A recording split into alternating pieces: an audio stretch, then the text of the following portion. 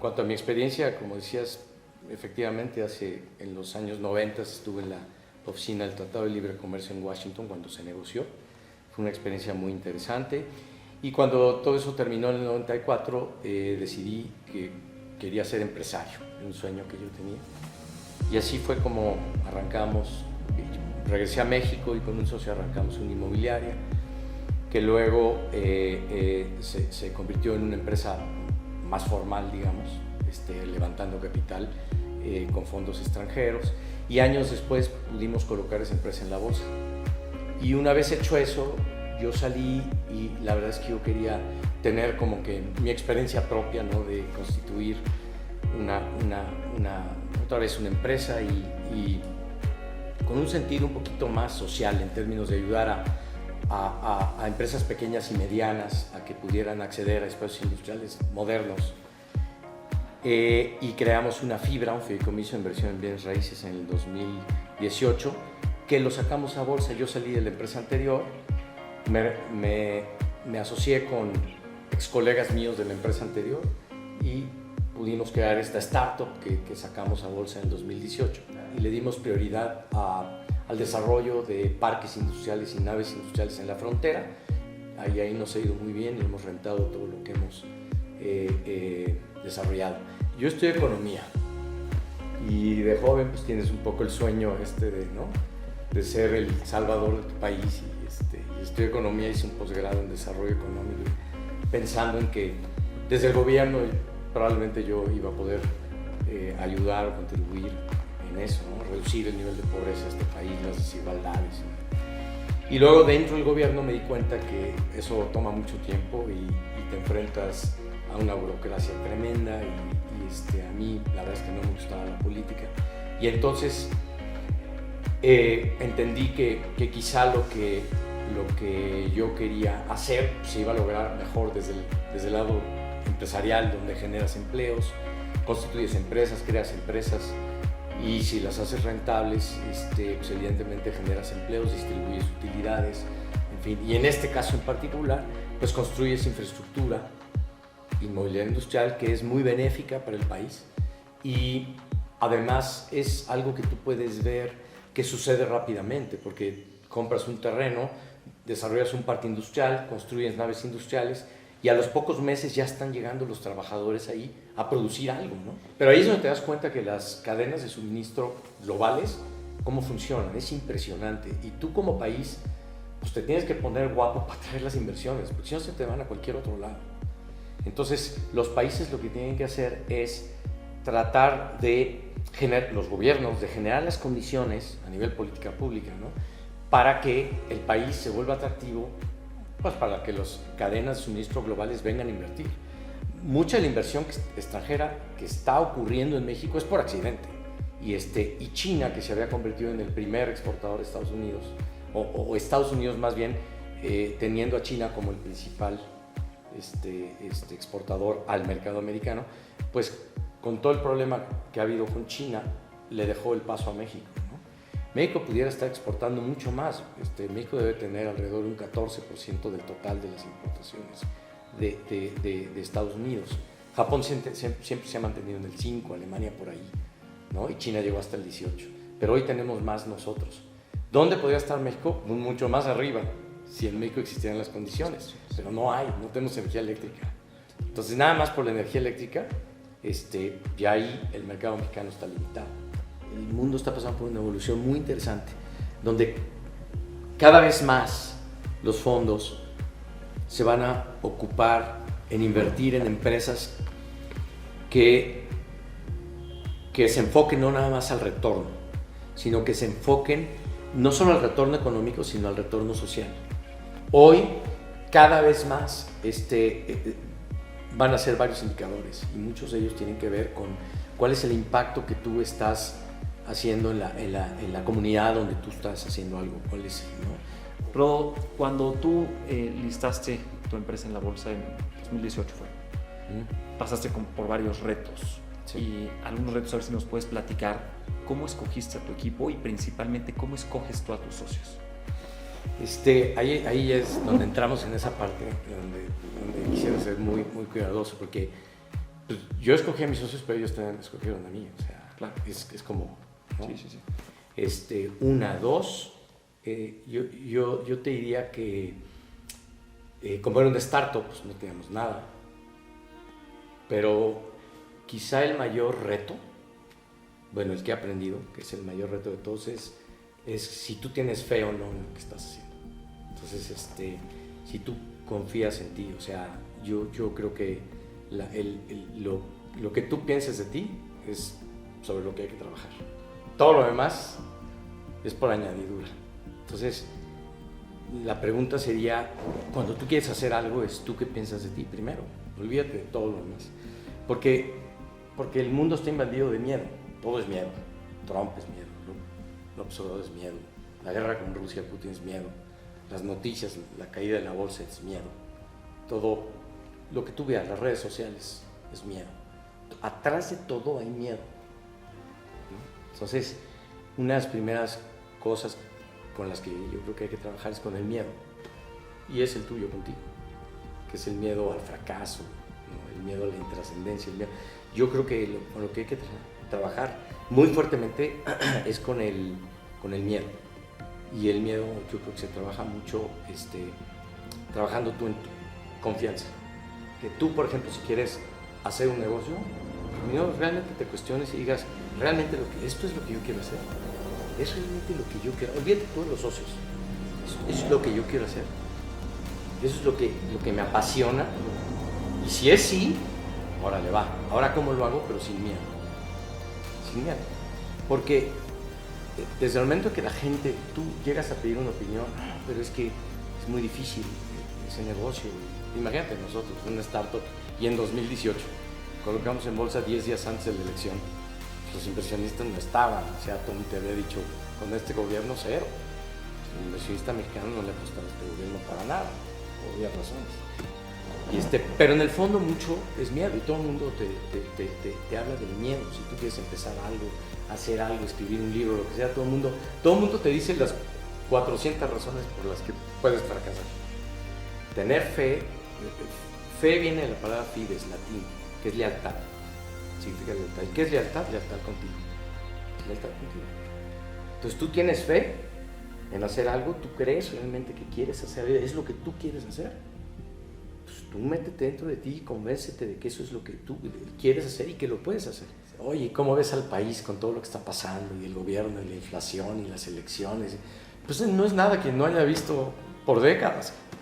Yo más bien que veo en el mundo, veo miles de oportunidades en muchos frentes, en el que me digas. Siempre tienes algo, siempre hay algo, ¿no? Se caen los mercados, que la recesión, que la inflación, que las tasas de interés, siempre, eso siempre va a haber. Pero por lo mismo, siempre hay oportunidades, absolutamente siempre, para el que las quiera ver. Entonces, primero, darte cuenta que cuando llegan a meterte miedo, pues simplemente decir, oye, pero eso ya ha pasado antes. Y hay mucha gente que le ha ido bien, ¿no? Sí. Y le ha ido bien en las buenas y en las malas.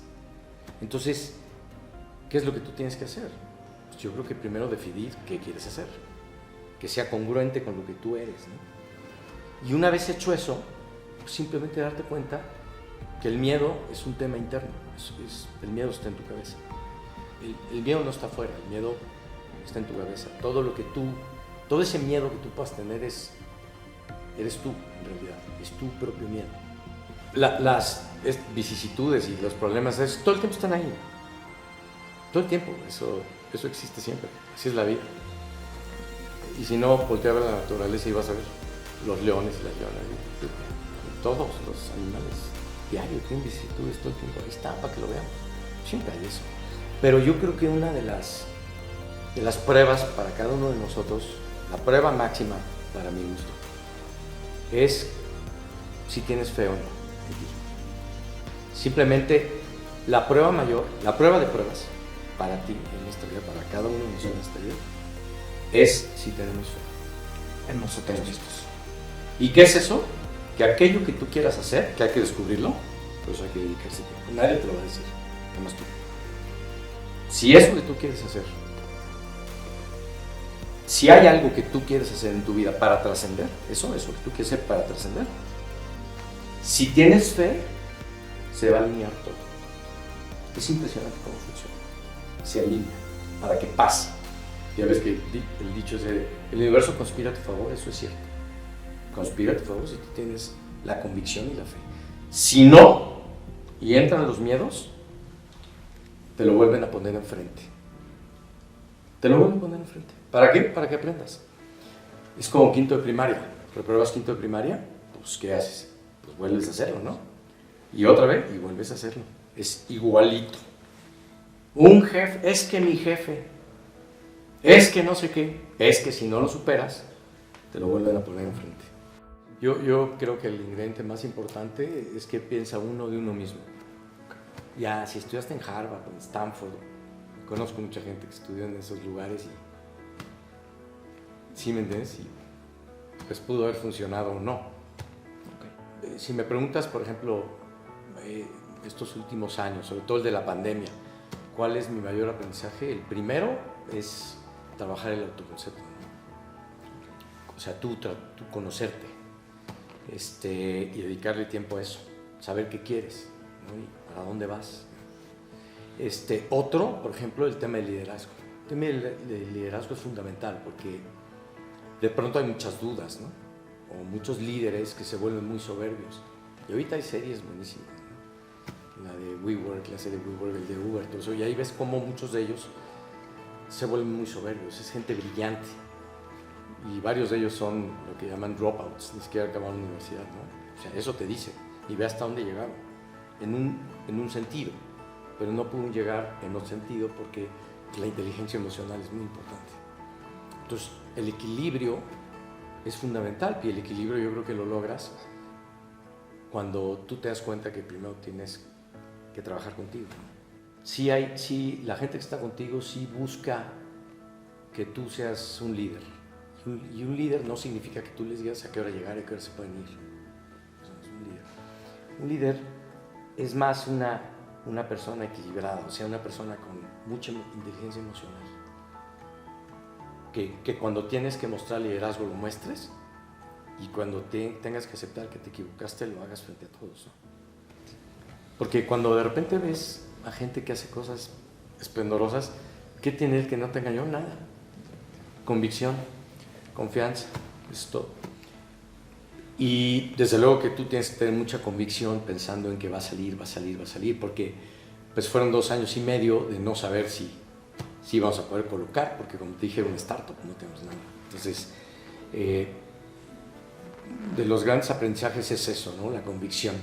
Tienes que tener una gran convicción. Porque la convicción es liderazgo, la convicción es que primero que tú estás convencido, pues la convicción viene de adentro hacia afuera, no es de afuera hacia adentro. Nada es de afuera hacia adentro, nada. Todo es de adentro hacia afuera. Entonces, cuando a ti te ven convencido, te ven con un proyecto, con un propósito que hace sentido, que tiene un impacto que va más allá de simplemente un retorno, ¿no? Beneficio económico. Entonces, ahí empiezas a generar esta energía, ¿no? Este ambiente donde las cosas empiezan a suceder. Y por eso te tienes que dedicar tiempo a todo este tema de mindfulness, de guardar silencio y meterte mucho en ti para saber qué tanto está haciendo el ego, el que te está dominando, y el yo quiero demostrarle a un tercero, no le demuestras a nadie nada, y qué tanto yo estoy siendo muy necio y realmente esto no va a ser. O sea, a mi familia, claro, pues, faltando un mes para la salida a bolsa, me decían, ¿sabes qué? ¿Por qué ya los bancos se hicieron para atrás y nos dijeron, ya no hay inversionistas? Pero si tienes un plan B, en este caso en particular, ¿qué pasa? Se divide tu conciencia, se divide y tu energía. Entonces, mucho de esto tenía que ver, por ejemplo, con estar convencido de que esto no era un tema de ego, de que no había que demostrarle nada a nadie. ¿Sí me entiendes? Es que voy a salir a bolsa y voy a colocar la primera startup. No, ¿por qué? ¿Por qué lo quieres hacer? ¿Cuál es la razón? O sea, ¿qué tanto es ego y qué tanto es una manera de decir, ¿sabes qué? Esta es mi convicción y yo simplemente me quiero demostrar a mí que sí se puede, ¿no? O sea, tiene que ser siempre por la razón correcta. Okay. Tú quieres hacer algo, pero ¿por qué? O sea, realmente pensar por qué. Si es por un tema de tú demostrarte a ti que puedes, que tienes el carácter, que tienes la fuerza, que tienes, ¿no? Y eso es válido. Pero si tú quieres hacer algo por demostrarle a un tercero y por salir en los periódicos, es la razón incorrecta. ¿Cuál es tu intención? Y además yo creo que muchas cosas están a la vista. Cuando tú volteas a ver a la naturaleza y ves una mamá chita con sus 3 cachorros, hablando del miedo, y ves que los deja y se va a cazar un impala. O sea, se la está rifando dejando a los cachorros y se la está rifando por tratar de cazar un impala. La mamachita, ¿no? Entonces tú dices, ¿dónde está el miedo ahí? Imagínate dónde está el miedo y dónde está la convicción y dónde está la perseverancia y dónde está el carácter y la fortaleza. Y la naturaleza te pone miles de ejemplos enfrente, pero no los vemos. En la vida te la tienes que rifar, siempre, pero pues es parte de la vida, la rifada es parte de la vida. Lo importante es cuál es la intención, pero para eso hay que elevar el nivel de conciencia. Cuando yo digo que qué piensas tú de ti, eso ya en ese momento estás elevando tu nivel de conciencia, porque ya por lo menos te lo estás cuestionando. Okay. Entonces, y dentro de ese cuestionamiento y todo, pues entran elementos como y yo quiero ser una mejor persona y ¿cuáles son las cosas que puedo hacer? Proteger el medio ambiente. ¿Cómo? En mi propio ámbito, gastando menos agua. ¿Quién ha enriquecido tu vida?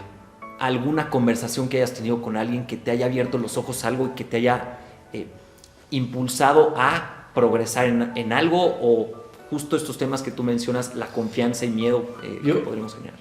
En mi caso han sido, yo creo que simplemente si paras las orejas, en realidad siempre hay alguien que te dice algo que te impresiona mucho, ¿no? Una misma indígena en Chiapas que acabamos de ir en Semana Santa y de repente te dice algo y es una lección de vida para ti, ¿no? Entonces es un conjunto, yo creo que ha sido un conjunto de cosas.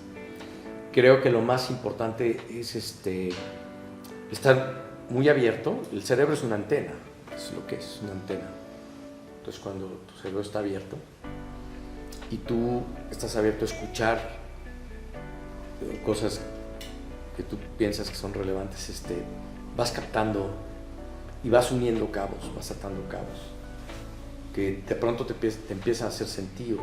Yo creo que cada quien estamos en un proceso de evolución que es muy individual, cada quien a su paso. Cada persona, cuando la oyes, la escuchas hablar, lo que estás oyendo es lo que trae por dentro. Aunque te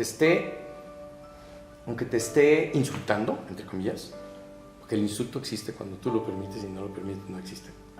Pero cuando una persona, digamos, te agrede, lo único que está reflejando es su propia situación interna, lo único, su propio miedo interno. Entonces ahí es donde yo creo que tú tienes que ser muy compasivo y no engancharte, ¿no? Ha sido uno de mis grandes aprendizajes, no engancharte, está viviendo su propia situación interna. Inclusive una persona, por la manera como habla, por la manera como se comporta, las cosas que hace, lo único que está reflejando es lo que está viviendo por dentro. Entonces cuando tú notas que un cliente o alguien llega, es que no es que, te grita, y no es que, es lo que está viviendo por dentro. Tú no estás viviendo eso. Entonces, hasta para una negociación te sirve, porque tú no te enganchas. Porque luego, cuando pasa eso, si tienes un nivel de conciencia bajo, tú te enganchas.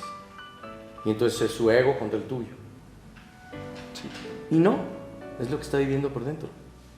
Entonces, creo yo que inclusive esa tranquilidad, esa calma, esa parsimonia, pues te puede dar a ti elementos para que la otra persona se calme y puede llegar a una buena negociación, de lo que sea.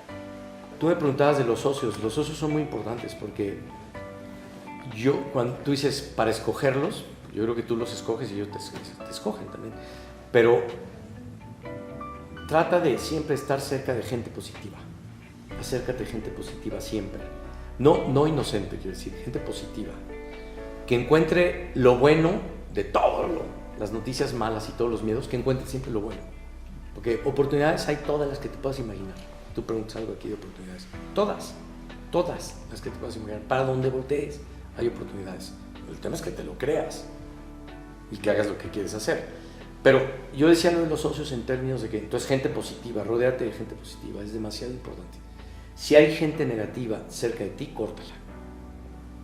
Tus socios deben ser positivos y debe ser gente que cuando tú un día amaneces con la energía baja, que a veces que sí pasa, por la razón que sea, no dormiste bien, o sea, pues que llegue tu socio y tu socio, si no es el 1, es el 2, que amaneció con energía alta y te jala. A veces tú los jalas, pero a veces te jalan a ti. Lo peor que puedes hacer en la noche antes de dormirte es dormirte viendo noticias. Lo peor. 1, por la luz y 2, por lo que... Quédate pensando en aquello. Duérmete con aquello que tú quieras lograr. Con eso te tienes que dormir, porque en los sueños el subconsciente es poderosísimo. El subconsciente ejecuta. El consciente es el que imagina, pero el que ejecuta es el subconsciente. Ese es el que manda. Entonces, ¿cómo le das instrucciones? Pues imaginándote aquello que tú quieres lograr para que ejecuten, ¿no? ¿Qué tanto crees que todo el contenido que uno observamos, qué tanto influye en nuestra mente subconsciente? Muchísimo. Dicen que a lo que le abres a tu mente, eso el contenido en general, ya sea bueno, noticias, ¿verdad? Todo. Terrible. Eso te hace que la energía se vaya para otro lado, totalmente para otro lado. Deja todo aquello, o sea, si se fragmenta mucho tu atención, se fragmenta. Cuando tú ves las estadísticas de la cantidad de veces que agarramos el celular para ver tontería y media, increíble, no te imaginarías. O sea, estudios de consultorías internacionales, y tú ves cuánto tiempo perdemos en eso. Es impresionante. Y al suceder eso, se fragmenta tu cerebro, se fragmenta tu conciencia, se fragmenta, y entonces definir qué quieres hacer en tu vida se vuelve bastante más complicado, porque te distraes demasiado, porque todo el tiempo tenemos millones y millones de distractores que no te permiten enfocarte. Cuando tú dejas de lado todo eso y tú eres el que decides, voy a ver 10 minutos esto, y el resto del tiempo, y noticias igual, y además tú las escoges, entonces tú puedes entrar en este tema de flow, de fluir, para que te enfoques en aquello que estás haciendo o que quieres hacer. Y entonces tu mente se fragmenta bastante menos. Lo que se llama cognitive load es esa carga de información que está allá afuera, tú permites que entre, te fragmenta mucho la mente y hace que cuando tú tienes que tomar decisiones, tu mente no está enfocada, te pierdes, la confundes muchísimo más. Hay una razón por la cual los números telefónicos tienen 7 números, no tienen 18, tienen 7 por una razón. El cerebro solo puede retener cierta cantidad de información, no porque no tenga la capacidad, tiene una capacidad brutal, pero no lo quieres para eso. Mejor usas la computadora y el disco duro para guardar eso. Tu cerebro lo quieres para otra cosa, para imaginarte, para definir qué es lo que quieres ser, captar señales que te llegan, pero no lo quieres para oír basura, ¿no? El consciente recibe toda la información de afuera, pero también tiene la capacidad de imaginar, de soñar, pero cuando se la manda al subconsciente ejecuta. Okay. Y ejecuta de una manera impresionante. Por eso, es que soy muy pobre, es que a mí siempre me va muy mal. El subconsciente recibe y dice, pues te va a ir mal. Esa es la señal que estás mal, eso es lo que te va a pasar. Luego, ¿qué te motiva a ti todos los días a esforzarte y llevar esa vida productiva, sana? ¿Qué te motiva? Que lo que me motiva es vivir, poder vivir. La capacidad de sorprenderte diario de cualquier cosa. Okay. La capacidad de sorprenderte diario. Que no pierdas la capacidad de sorprenderte, ¿no? Entonces lo que estoy aprendiendo, porque otra vez sería muy pretencioso venir y decir, no, vivir, no, lo estoy trabajando todos los días, ¿no? De despertarte cada día y hacer tus actividades y poder imaginarte todo aquello que puedes hacer, ¿no? De las miles de cosas que puedes hacer. Yo creo que una de las mejores chambas que puedes hacer en tu vida es observarte todos los días. Observarte cómo hablas, qué contestas, cómo reaccionas a ciertas cosas, cómo reaccionas en tu oficina, con tu familia, qué dices. Tus palabras son muy importantes. Como dicen, no importa tanto lo que entra a tu boca, lo que importa es lo que sale de tu boca. Si tú quieres hacer algo, lo que sea, ahí hay oportunidades. Okay. Pero el tema es que tú las veas. Y no es difícil verlas. Lo que pasa es que estamos tanto tiempo afuera y con la mente fragmentada, como decía, que entonces por eso se complica más. A la hora que tú te enfoques y te explores tú internamente y digas, es que a mí realmente me gusta esto, no es tan difícil saber. Algún amigo un día me dijo, oye, puedes platicar con mi hijo porque no sabe, está terminando la carrera, no sabe qué quiere hacer y no sé qué. Y yo estaba bastante menos consciente que ahorita. Entonces, sí, claro, pues, ¿qué le puedes decir? ¿No? Pero sí me acuerdo que en esa ocasión le dije, a ver, ¿a ti qué te gusta? O sea, es imposible que yo te diga a ti. Es imposible que yo te... Pero más bien a ti, platícame, ¿qué te gusta? A ver, platícame las cosas que te gustan. Y cuando una gente te empieza a platicar de las cosas que le gustan, le empiezas a ver la cara. Y con aquello que les gusta, se emociona. Oye, ¿pero por qué estudiaste Derecho? Es que no sé qué. Pues eso no le gusta. O sea, cuando a la gente le gusta algo, se emociona platicándolo. Eso es lo que le gustaría hacer. ¿Entiendes? Eso es. Porque más allá de tu mente consciente, es más bien tu propia expresión, lo que viene de adentro hacia afuera. Entonces, tú energéticamente tú te das cuenta, con la pura energía, de si alguien cuando te empieza a platicar se empieza a emocionar, tú empiezas a percibirlo. Eso es lo que tú tienes que hacer. Que es a final de cuentas descubrirse uno mismo. Esa es lo mismo. A lo mejor ahí les das una ayudadita diciendo, ¿ya ves? No, ahí te brilló la cara. Claro. Te brilló la cara. Claro. Entonces, y hay oportunidades. Ese es el tema. Es que yo creo que hay oportunidades en todos lados. Es que es en todos lados. Porque no hay absolutamente ningún sector, ningún área, donde yo te pueda decir, si me dijeras, me quiero dedicar al petróleo los próximos 50 años, bueno, yo creo que ahí va a estar más limitado, ¿no? O sea, también hay que ver el traslape de estas eras, ¿no? Que va evolucionando, que se va extinguiendo y que va, obviamente. Pero realmente es lo que tú quieres, lo que tú quieras. El tema es si te tienes fe o no, ese es el asunto. Si te tienes fe, lo que tú quieras hacer lo vas a hacer. Y bueno, si luego necesitas una ayudadita de alguien en la parte financiera, te vas apalancando, pues claro. Obviamente no sabes todo, sabes una parte. Pero es que oportunidades hay en todos lados, en el frente que me digas hay oportunidades. Cuando a la gente le preguntas cuál es el miedo de miedos, a ver, ponte a pensar, es que tengo miedo a esto. Bueno, para atrás eso que hay. El miedo, ¿no? Y atrás eso que hay. El miedo mayor, dicen, es el miedo a la muerte. Entonces la pregunta sería, pero si ya sabes que te vas a morir, pues ya sabes, ¿no? Desde que naces sabes que ya todos sabemos que nos vas a morir. Entonces, ¿cuál es el miedo? No, es que no le tengo miedo a que me voy a morir, sino a cómo me voy a morir. Bueno, es otra cosa. Pero el miedo a la muerte, pues sabes que te vas a morir. Y el mayor de los miedos, más allá de la muerte, es el miedo a la intrascendencia. El miedo a la intrascendencia. O sea, de que tú, en el fondo, no hayas llegado a ser lo que querías hacer. Que ahí te estás traicionando. Tú veniste aquí para algo. Entonces el chiste es que tú descubres para qué. Podríamos decir que el mayor miedo es una vida sin sentido. Sin sentido, exacto. Okay.